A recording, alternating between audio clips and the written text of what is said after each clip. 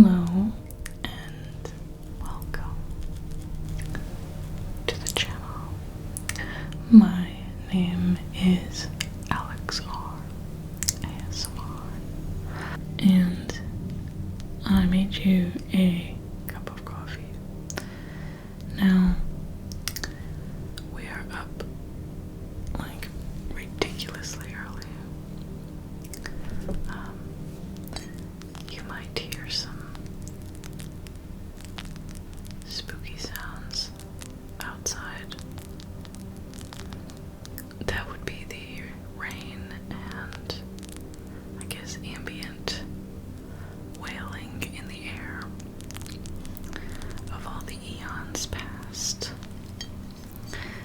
I put oat milk in your coffee if you want it. It's very good. I'm sorry, I don't mean to brag, but I hope that you enjoy it. Here's mine. It's the same thing, but some of it's missing already. Yeah, mine's not as like foamy because I've already been drinking it. But it's very hot. Anyway, I was saying something about the wailing in the air, but good morning / good night / good afternoon, good eve. Today I wanted to talk about a pattern that I have noticed in the world, and then I thought to myself, how am I going to talk about this in an ASMR video? And I think, it's simple. I'm just going to talk about it in an ASMR video. But because the themes, I think, can be heavy, my goal will be to speak as clearly as I can with some clarity, but not to dwell, not to let it get too heavy for the video. So I want to talk to you about this pattern in the world while we have our coffees for the morning. So, what am I talking about? What is going on here? I don't know.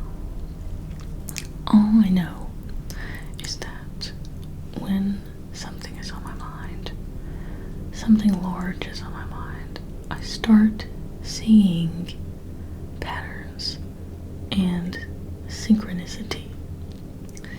And one of the things that I couldn't get out of my head, which was a clue that there is an idea somewhere, is this painting.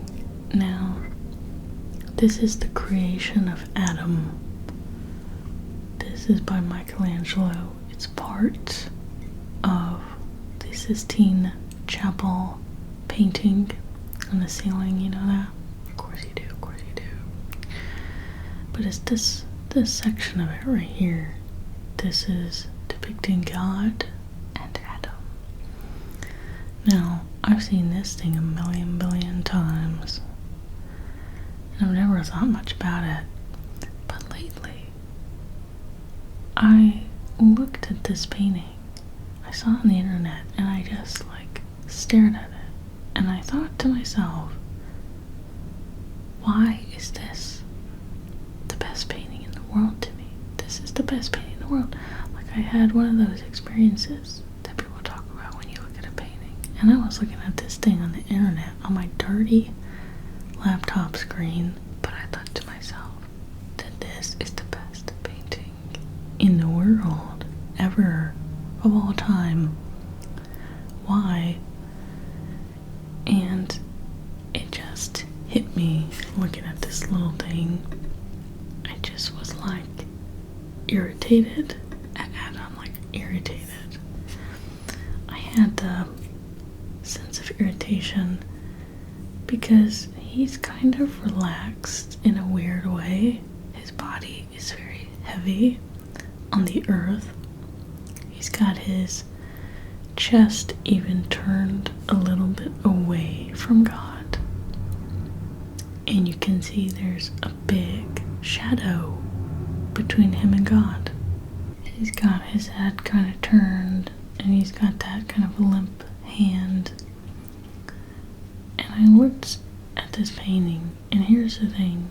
I think whether you believe that this depiction of God is representative of the capital G God, you think it's representative of a God image, the idea of God, some representation of the higher order, or like in some theories you think it to represent the heart, human heart, or the human brain. But whatever you think that represents, or what you think Michelangelo intended from this, I think all the meaning is in that hand, the Adam's hand, where his finger is pointed slightly down at the earth, and if he wanted to touch God, all he has to do is lift up a single digit to make the connection. And if you look at their hands, they're equal. God is higher, literally in the air and higher, but their hands are level. I've been really stuck on this painting. And the idea of connection, like making the connection, like to make the touch, instead of letting there be this gap, this difference. You can see Adam is on the earth, and that's his backdrop, and God is in the air with these angels. And the angels, by the way, are touching God, and he is touching them, but he and Adam are not. And I've thought about this idea of connection, and I think I've been stuck on this painting because my brain was trying to tell me or help me make a connection intellectually about the false self, which I've been thinking about a lot lately, and I've been seeing it everywhere. In essence, I am noticing a false self pattern in the world, and that's on the individual level. So a false self in people, a false self in groups of people, and then a false self on a national scale, so on the level of entire countries operating with a false self. And that is the pattern that I want to talk about, and the role of a connection. You're gonna make a connection or you're not, and what that looks like. So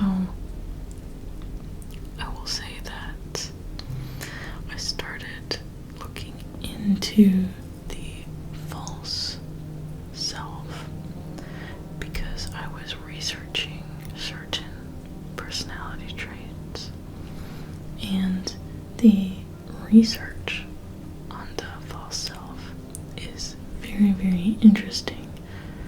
So to briefly explain it, I think I have to lump it in with persona. So a persona, I think we all have those, and they're very important. They are like the version of you that is played up when you go to work, like your job, and that's the version of you that shows up as a fill in the blank, so a label. You show up as a teacher or a friend or a son or daughter or aunt or uncle or whatever have you, where you adopt a certain kind of social presence, and you will repress temporarily certain traits in service of performing in a role. And that's very normal. And sometimes that can be hurtful to the self, but most times it's totally normal. And we all do that. A false self, I think about it almost as like a more extreme end of persona, where it's a persona that has become integrated almost as if it's acting as your true self, right? So this would be a mask that you cannot take off. It doesn't work like that. And from what I'm understanding about a false self, it's that it is an entire complex system that is built over your authentic self in order to protect it from some pain, shame, humiliation, aggression, rejection by the world, and harm.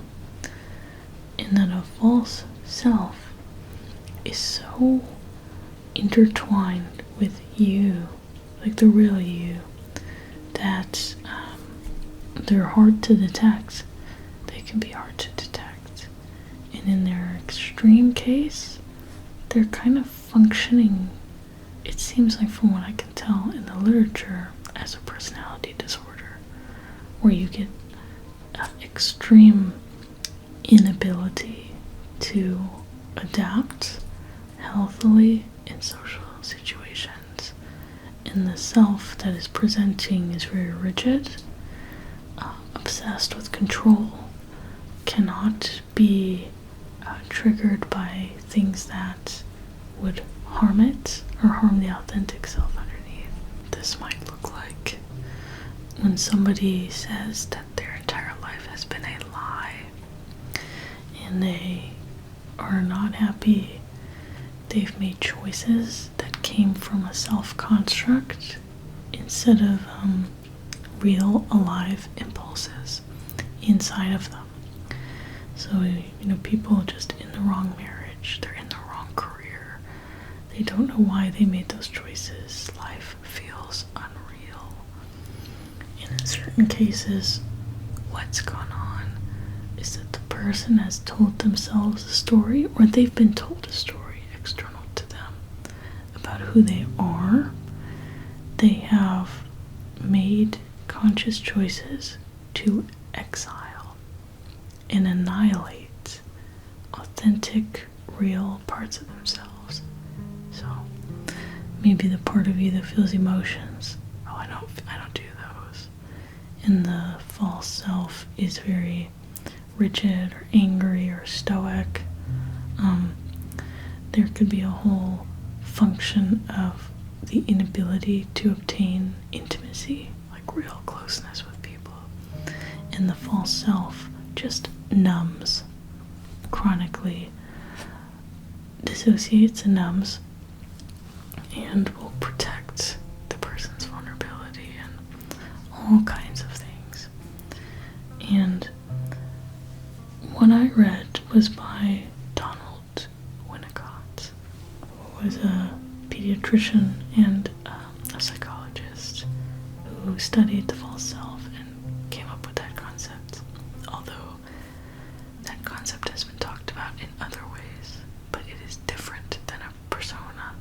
When I was reading about the false self, I was shocked at how closely that resembled me once upon a time. Now, I've talked on this channel before about how I used to be a very different person, and you would not recognize me in many ways. One of those ways is that I used to be super shut down and very judgmental. So I would be goofy and playful and silly, but then in the wrong situation or in a context, I would just shut off and I would numb, or I would get very irritable. Like, it's funny now. Like, I still am not a slam poetry fan. Oh, it gives me the willies when someone's doing the slam poetry, it gives me the willies. But it used to feel like I'm personally under attack. Like, my worst enemy. My worst enemy is attacking me when somebody is reading a poem or having to watch a musical, and it would ruin my day. And there were many things that just sent to me and would ruin my day. And my self-concept was very based on the exile of those traits. Like, it's not me, you know?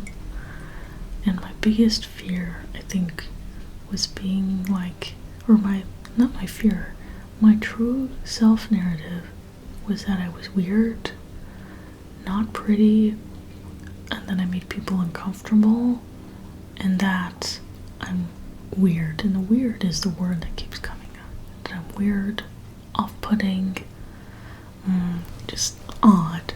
I mean, nobody wants to be around me. And that translated to, I am clean. You know, I'm organized and other people are not organized. Or, you know, other people are not critical thinkers, or other people are not, you know, fill in the blank. I was almost in this obsessive state of difference where I was always trying to find me in relation to, oh, I don't do that. Like, I don't party, I don't waste my, you know, whatever. Just super judgmental. I look back on that and I think, what was going on? Like, what is that?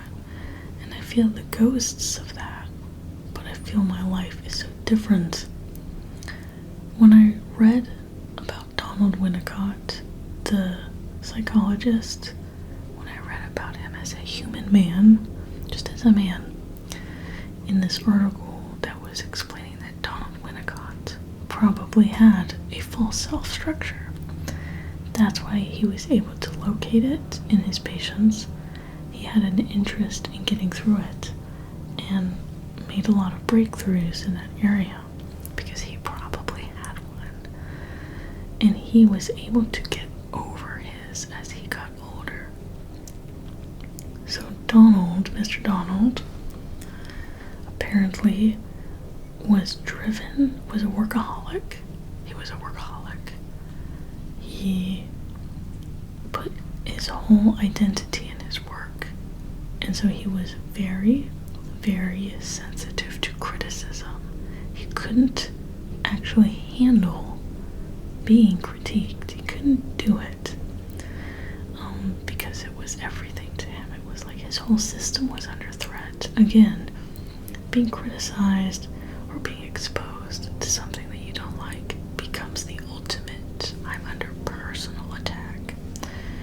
So Donald apparently was extremely fussy and sensitive and had a big ego, which of course the ego that is protecting him. And he was in a marriage that he could not be intimate in, like physically intimate. He was not capable. But he stayed for a long time because I think that was a way of avoiding certain things and living in a pattern that was safe and familiar.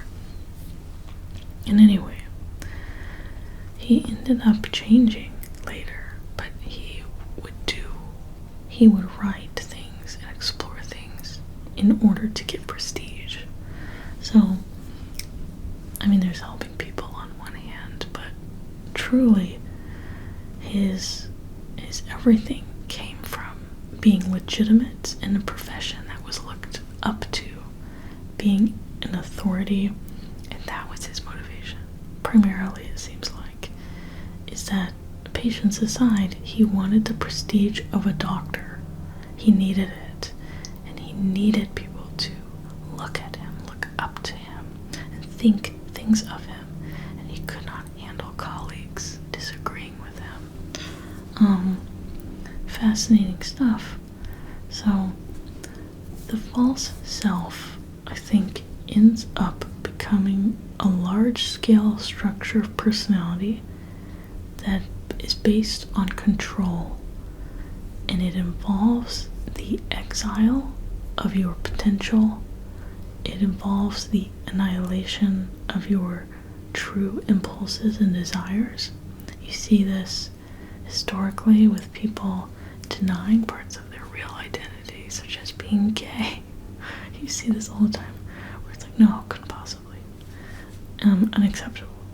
So you get an annihilation of the self, your real self, in favor of you need control over your social image, over your presence. You need people to behave a certain way around you. You need people to see something in you. They cannot see the opposite. So the opposite, your real self, cannot exist, right? Your real self cannot exist so that the false self can exist and can survive in the world. And that seems to be the relationship there, right? That, I think, that false self, I have been seeing it everywhere. I've been seeing it everywhere. I saw it myself when I was reading this stuff. I was like, whoa, I've been like this. I've absolutely been like this. And my big arc as an adult is correction. Now, Donald Winnicott believes that a false self only arises, or he only looked at situations where that arose in childhood, based on a strained or incongruent relationship with the caregiver. Now, I have read some stuff that I agree with more, which is about the false self arises, can arise, can be fed, can be constructed by living in a social context. So we know the importance of the primary family system, but also, from what I can see, this stuff can be constructed in the world on a light scale in the form of a persona, which is very different, but on an extreme scale in groups. An extreme scale in groups. And just like it's of the utmost importance, our relationship with our parents or our caregivers, it's the utmost importance, our relationship to the group, to the peer group. And I believe that the false self can be built in groups and in society. And I want to talk about that because that is part of this constellation, of this pattern that I keep seeing everywhere. I started getting that idea because I was reading a book that I could not finish. I could not finish it. I was wondering why. I finished it now, but I could not finish that thing. It's this book. This is Alone in Berlin. It has other names depending on the country, but in the, I guess this is UK version, Alone in Berlin. This is by Hans Fallada. Now, this book is about the Nazis in Berlin and resistance to the Nazis in Berlin. Now, I have read many a World War II book. I've read many a book about the Nazis. They're always hard to read, but I've always been able to read them and stay with them. The Diary of Anne Frank is one of my favorite books of all time. I read it about 4 or 5 times in full as an adult because I reread that thing. Now, why couldn't I finish this for a bit? I had to put it down. Essentially, it comes down to the fact that this book writes about resistance to the Nazis. It's not a feel-good form of resistance. This book is about a man named Otto and his wife. Pretty much, he writes postcards, anti-Nazi postcards, drops them around Berlin anonymously over 2 years. Sometimes she does it too. It's based on a true story because that actually happened, where a couple in Berlin wrote postcards, even though their literacy wasn't good, their spelling was bad, but they wrote these postcards and dropped them around the city. The book has them, some of them, here in the back so you can see them. But they pretty much say things like, little things like, Germany, wake up. This one says, Hitler's war is the workers' death. In this kind of very interesting, very careful handwriting. They're doing this to resist the Nazis. But the postcards only make people more terrified. Because imagine you're just trying to survive and keep your head down. Because at this time, there would have been, you're telling on your neighbors, you're always watched, one wrong move, and that's your life gone, right? And the book does a good job of painting the picture of what it would be like for you to be doing your life, and then you see a postcard like that on the street or in a building, and all of a sudden it puts you in a moral predicament, and you're terrified because you have to. Do you destroy it? You cannot put it in your pocket. If you're found with it, you are, again, there's your life, and you have to turn it into the Nazis, to the Gestapo. And the author does an amazing job of making sure that the reader knows that that form of resistance just made everybody more terrified and doesn't do anything to stop what is happening in Nazi Germany. It makes it very clear that that does nothing. And yet, I'm glad I picked up the book again, because there was something about that the whole book had a darkness. It was just dark and weird, and I don't know. I picked up the book again and I finished it. I'm glad I did, because I think what was making me so uncomfortable is that element of that the postcards don't do anything. And it's just sad. But the book makes the ultimate point, and this goes back to this painting, that it doesn't matter. It doesn't matter. What matters ultimately is that in this absolute structure of control and in a system of identity that is saying that Germany is this identity, and in its attempt to annihilate anything that does not fit into that narrative, anything, in all that, the only thing that is worth doing is pretty much calling that out and saying that's not true. We're not that. I'm not that. I'm this. I'm not that. I'm this. And even though it doesn't, quote unquote, do anything, it doesn't do anything, it is the equivalent in this painting, the creation of Adam, of just taking the finger that's pointing down and moving it up and touching God. God is that representative of whole, of integration, of unity, of belonging.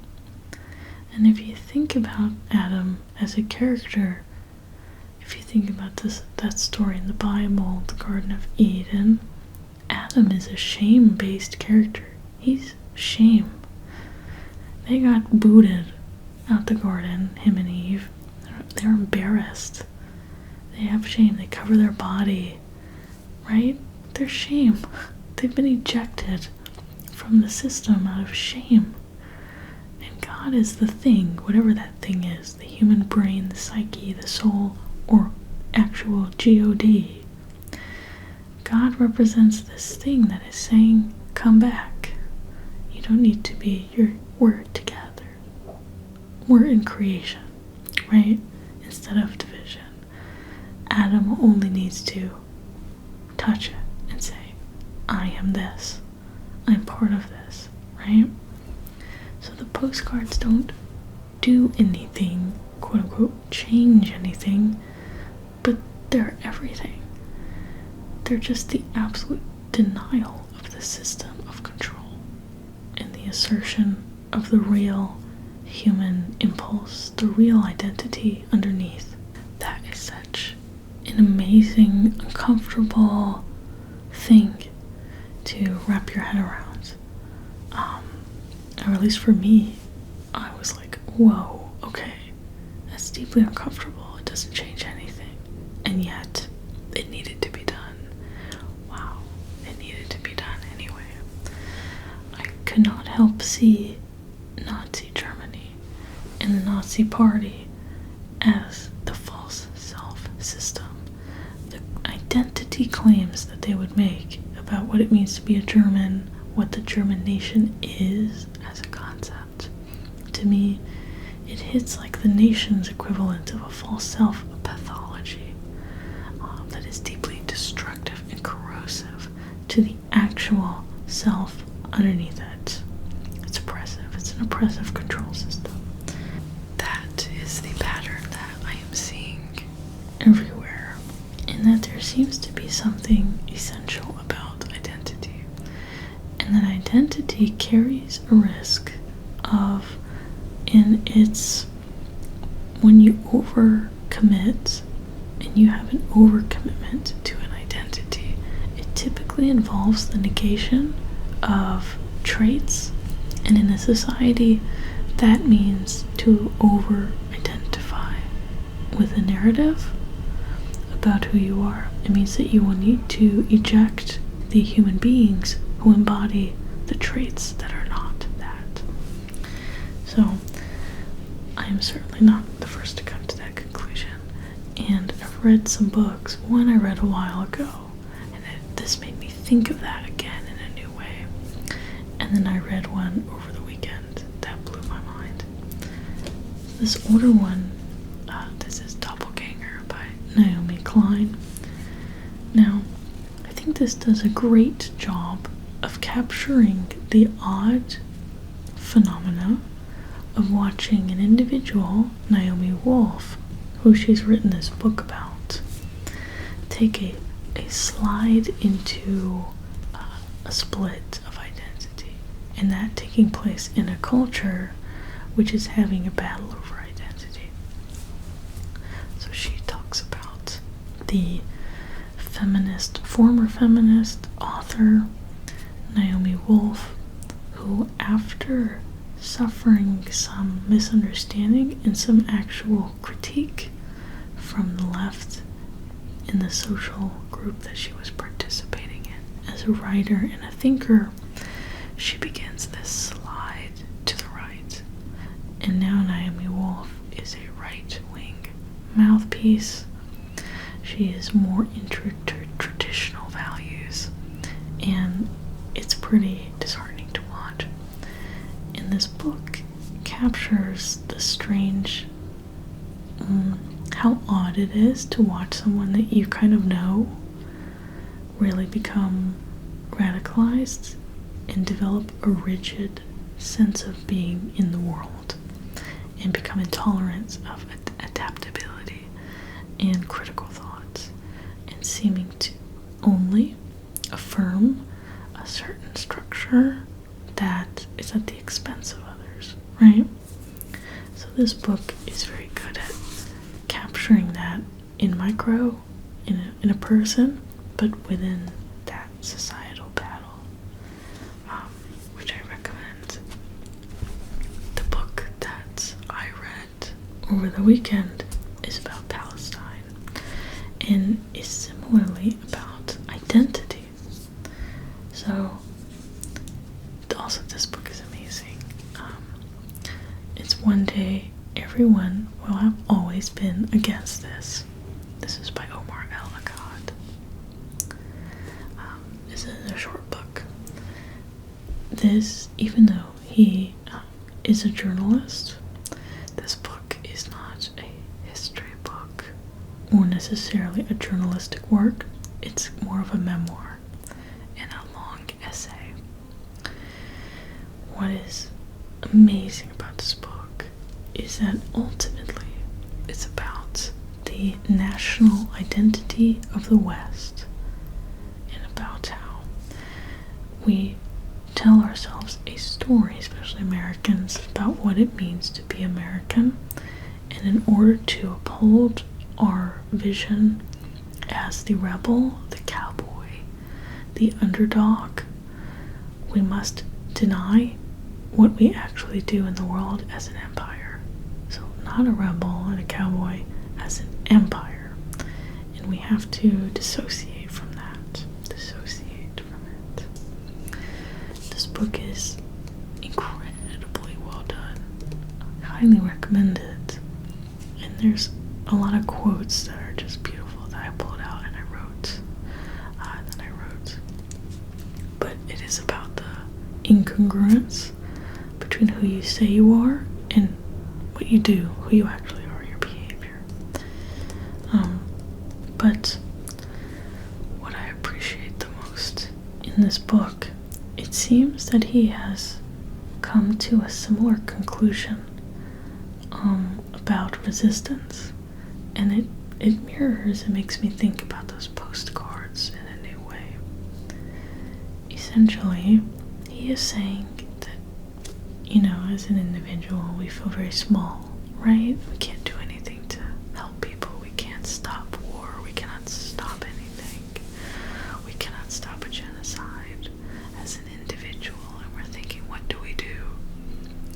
He is pretty much saying that what you can do is just like those postcards. It's just a refusal to be identified one way and an assertion that you're something else.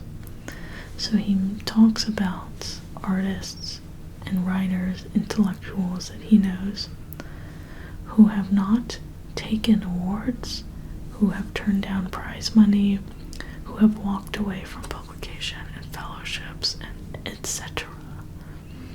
Their own economic furthering, their own safety, because those opportunities and those structures would not call out a genocide or actively participated in it through donation or what have you, or support or whatever. And he talks about how, we always think that does nothing, but it's everything. Again, it is the equivalent of touching God, of saying, this is my identity. I'm not that. Nobody is that. We are not that. We are this. And making that choice, and you make that choice, you kind of turn away from shadow to light, and you reorient that way. And it will come with a variety of personal costs, but it's a turn worth making. So all those small things like boycotts and, right, trying to, as best you can, to not participate in something like that, in a system that really hurts people, to something else, an assertion that, no, I'll choose sacrifice, I choose connection. I don't want to look away, I want to look toward, and that reorientation being everything that you can do, and that it does so much. So this book ended up really mirroring what I've been seeing in the world in other ways, and just talking about it in a way that's gorgeous. Yeah. Oh, here comes another ghost train. It's coming around the track. It's still pretty early in the morning, but it's definitely commute time. People are headed to work today. I think in any system of narrative and identity, in the individual, in the group, in the societal, it is important to look at what is being ejected when you make a narrative, and in the case of groups, who is being ejected, right? Who represents a trait that is antithetical to the whole. So that's the pattern I am noticing in the world. I'm calling it a false self pattern because it's helping me think about identity across the board. And it does make me, reading all the books that I've read recently has made me want to reevaluate where I'm turned, right? Like, where am I still half in, half out? I think a lot of us are in that position because there's so much we don't want to participate in that's baked into life. And so this makes me want to revisit those things. Like, where am I at, right? What is worth turning away from in order to affirm a different integrated identity, a healthy identity? So I hope that this was somewhat interesting and not too heavy, because I think there's a lot of hope in that turn toward integration, and there is a lot that the individual can do in that turn. No one else can make it for you, I think, is the argument. So yeah, just something that's been on my mind lately. I'm excited for today because I'm gonna read for a little bit. I have work today, but I'm gonna put my heater on, and then in the evening I'm gonna read. I've already decided I'm going to read. I've been reading a lot lately because it's the winter. It's I guess it's autumn. Same thing to me. If it's like not California weather, it's winter to me. And I go into hibernation mode. I've been eating so much pasta, bread. I got my heater on. I'm reading books. I love it. I'm really embracing this time of year. Check in with me in December. I might be sick of this, but right now